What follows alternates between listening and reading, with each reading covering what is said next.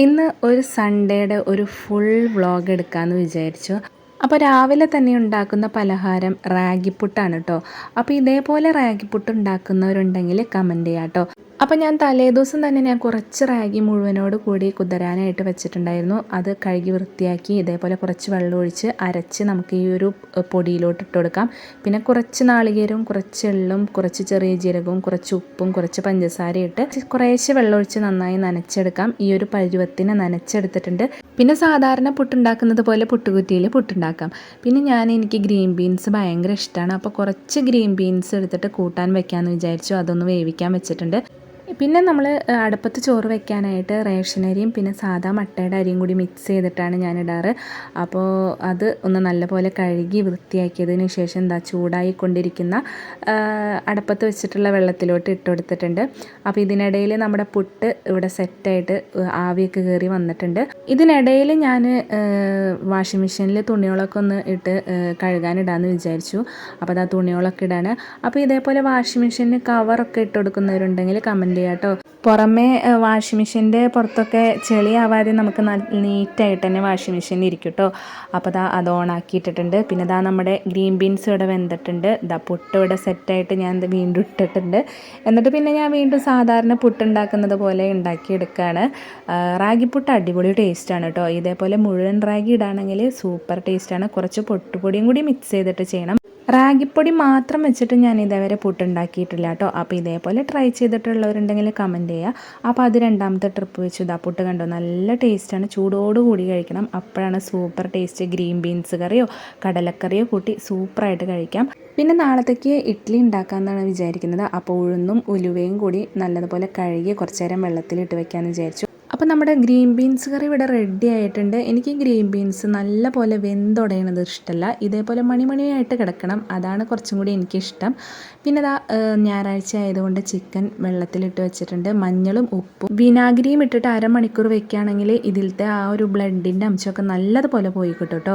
അപ്പോൾ നമ്മുടെ പുട്ട് ഇവിടെ സെറ്റായിട്ടുണ്ട്. അതേപോലെ ഗ്രീൻ ബീൻസ് കറിയും സെറ്റായിട്ടുണ്ട്. ഇനി ചിക്കനിലേക്കുള്ള സാധനങ്ങളൊക്കെ അരിഞ്ഞ് സെറ്റാക്കിയിട്ട് ഇതേപോലെ നമ്മൾ വഴറ്റാനായിട്ട് ഇടാണ്. എന്നിട്ട് നമ്മൾ ഇവിടെ മസാലകളൊക്കെ പുരട്ടി വെച്ചിട്ടുണ്ട്. സാധാരണ ഒരു ചിക്കൻ റോസ്റ്റ് കേട്ടോ, പ്രത്യേകിച്ച് പ്രത്യേകതകളൊന്നുമില്ല ഇതിന്.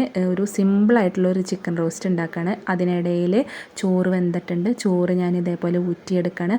നമ്മൾ ഈ കുക്കറിൽ വെക്കുന്ന ചോറും അടുപ്പിൽ വെക്കുന്ന ചോറും തമ്മിൽ നല്ല ഡിഫറൻസ് ഉണ്ട് കേട്ടോ. ഇതിലേതാണ് നിങ്ങൾക്ക് താല്പര്യം എന്നുള്ളത് കമൻറ്റ് ചെയ്യാം കേട്ടോ. അപ്പോൾ ചിക്കൻ ഇവിടെ വേവിക്കാനായിട്ട് വെച്ചിട്ടുണ്ട്. അങ്ങനെ ഞാൻ രാവിലത്തെ ഫുഡ് കഴിച്ചിട്ട് ഓടി വരാം. അങ്ങനെ ഉച്ചക്കലത്തെ സിമ്പിൾ ചിക്കൻ റോസ്റ്റ് ഇവിടെ റെഡി ആയിട്ടുണ്ട്. അപ്പോൾ ഉച്ചയ്ക്ക് ഞാൻ കഴിച്ചത് രാവിലത്തെ റാഗിപ്പുട്ടും ഗ്രീൻ ബീൻസ് കറിയും കുറച്ച് ചിക്കൻ കറി എടുത്തിട്ടുണ്ട്. അങ്ങനെ സമയം പോയി വൈകിട്ടായപ്പോൾ ചായ വെക്കാനായിട്ട് റെഡിയായി. അവിടെ കുടിക്കാനുള്ള വെള്ളം തിളപ്പിക്കാൻ വെച്ചിട്ടുണ്ട്.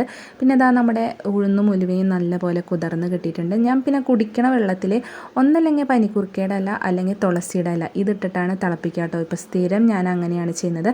അപ്പോൾ ഇതേപോലെയൊക്കെ കുടിക്കുന്ന വെള്ളത്തിൽ ചെയ്യുന്നവരുണ്ടെങ്കിൽ കമൻറ്റ് ചെയ്യുക. അങ്ങനെ ഞാൻ ഓടിപ്പോയി ചായ ഒന്ന് കുടിച്ചിട്ട് വരാം. ചായ ഇവിടെ സെറ്റായിട്ടുണ്ട്.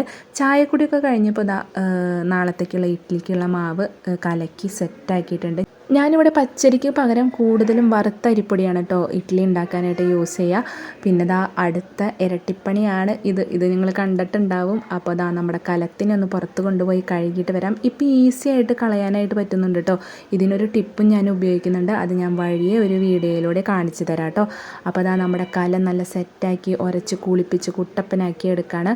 അത് കഴിഞ്ഞപ്പോൾ ഞാൻ എല്ലാവർക്കും ഓരോരുത്തർക്കായിട്ട് കുളിക്കാനുള്ള വെള്ളം തിളപ്പിക്കാൻ വെച്ചു. പിന്നെ പിറ്റേ ദിവസത്തേക്ക് വെണ്ടക്കായ ഒരു ചാറുകറി വയ്ക്കാനാണ് ഉദ്ദേശിക്കുന്നത്.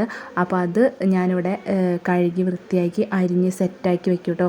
എനിക്ക് പിറ്റേ ദിവസത്തേക്കുള്ള സാധനങ്ങൾ തലേ ദിവസം ഇതേപോലെ അരിഞ്ഞ് സെറ്റാക്കി ഫ്രിഡ്ജിൽ വെക്കുമ്പോൾ രാവിലത്തേക്ക് പെടാപ്പാട് പെട്ട് ഓടിച്ചാടി പണിയെടുക്കേണ്ട ആവശ്യം വലിയ സിമ്പിളായിട്ട് പെട്ടെന്ന് സാവകാശം പെട്ടെന്ന് പണികൾ തീരും കേട്ടോ. നമ്മൾ തലേ ദിവസം ഇതേപോലെ കറികൾക്കുള്ള സംഭവങ്ങളൊക്കെ സെറ്റാക്കി വെക്കുമ്പോൾ അതുപോലെ നാളികേരമൊക്കെ ഞാൻ തലേ ദിവസം ചിരകി വയ്ക്കും.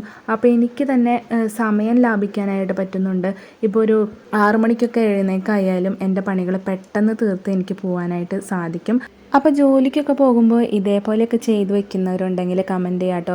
ചെയ്യാത്തവരുണ്ടെങ്കിൽ ഇതേപോലെ ഒന്ന് ചെയ്ത് നോക്കുക, നിങ്ങൾക്ക് തന്നെ അത് വളരെ ആശ്വാസകരമായിട്ട് തോന്നും. അപ്പോൾ നാളികേരം ഇവിടെ ഞാൻ ചിരകിയിട്ട് അത് ഫ്രിഡ്ജിലോട്ട് വെച്ചു.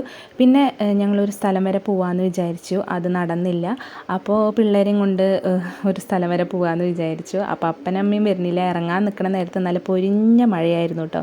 അപ്പോൾ അതൊന്ന് മാറിയതിന് ശേഷം എന്താ ഞങ്ങൾ നേരെ ശോഭ സിറ്റിയിലോട്ടാണ് പോയത്. അവിടുത്തെ കുറച്ച് കാഴ്ചകളും ഇതൊക്കെ കണ്ടിട്ട് പിന്നെ തിരിച്ച് വരാമെന്ന് വിചാരിച്ചു.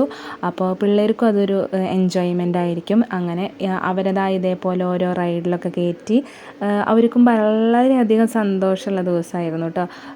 പിന്നെ ഇതാ ചേട്ടൻ ഒരു 10 മിനിറ്റോളം ഇതേപോലെ മസാജിങ്ങിന് ഇരുന്നു. അങ്ങനെ അതൊക്കെ കഴിഞ്ഞിട്ട് ഞങ്ങൾ ഫുഡ് കഴിക്കാനായിട്ടിരുന്നു. ഇവിടെ വന്നപ്പോഴാണ് ചേട്ടൻ ഒരു സർപ്രൈസായിട്ടൊരു സംഭവം വാങ്ങിയത്. ഞണ്ടിന് ഞാൻ ജീവിതത്തിൽ ആദ്യമായിട്ടാണ് ഞണ്ട് കറി കാണുന്നതും കഴിക്കുന്നതും. ഞാൻ അത്രയ്ക്കധികം കഴിച്ചൊന്നുമില്ല കേട്ടോ, ചേട്ടനാണ് കൂടുതൽ ഞണ്ട് കറി കഴിച്ചത്. അങ്ങനെ ലാസ്റ്റ് ഇതേപോലെ ഫൺ ഗെയിമിൻ്റെ ഒരു സെക്ഷനിലും കൂടി കയറിയിട്ട് ഞങ്ങൾ തിരിച്ച് വീട്ടിലോട്ട് പോയി. ഇതാണ് ഞങ്ങളുടെ ഒരു ഹാപ്പി സൺഡേയിലെ വിശേഷങ്ങൾ. അപ്പോൾ ഇതൊരു ദിവസത്തെ ലോങ് ആയിട്ടുള്ള ഒരു ഫുൾ വീഡിയോ ആണ്. അപ്പോൾ കാണാൻ താല്പര്യമുള്ളവർ കാണാം. അപ്പോൾ അടുത്തൊരു നല്ല വീഡിയോ ആയിട്ട് വീണ്ടും വരാം. താങ്ക്